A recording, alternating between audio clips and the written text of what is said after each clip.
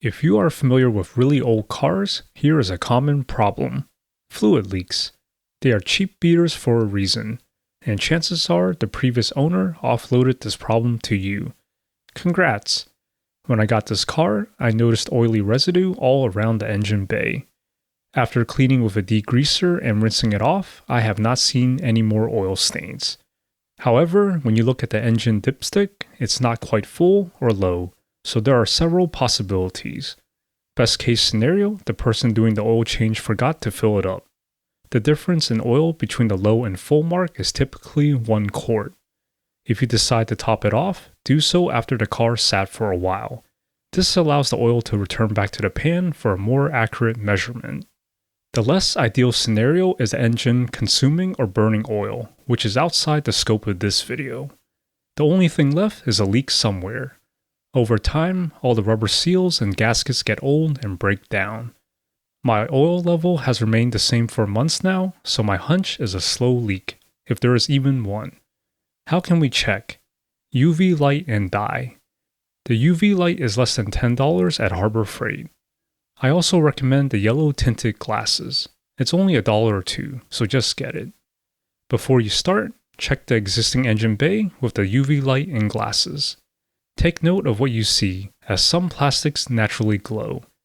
If someone ran a leak test before, you may see some dye spots. I suggest doing all of this at nighttime when it's easier to see. This dye is from Amazon and they all appear more or less the same. The entire bottle is meant for 5 quarts of motor oil. This car takes about 4 quarts when full. Factoring in the lower oil level in this car, I only poured half the dye in. Don't forget to reinstall the cap and go out for a drive. I took an hour and drove it hard, wide open throttle and all. Time for some proper nighttime footage. The engine oil is now a bright yellow color under UV light. If you need a better reference, check under the oil cap. Here you can see how bright the yellow is, and how the tinted glasses improve the color contrast. So, all we have to do is look around for obvious areas of bright yellow. Well, it's actually harder than you think. The UV light itself is quite dim, even at nighttime. There's a lot of distractions in this engine bay. For example, any water spots and pitting in aluminum will stand out. In this scenario, the glasses may actually work against you. Patience is required. I could not find anything, which rules out a major leak and is a good thing. I would just keep driving the car and check for slow leaks over time. I also recommend jacking the car up and checking underneath. Oil can travel along many different parts and areas before finally dripping onto the ground.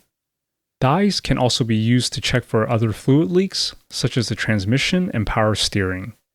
In old cars, there's a good chance that it's leaking from more than one place. I hope this video helped someone out there today. If it did, I'm happy to hear that.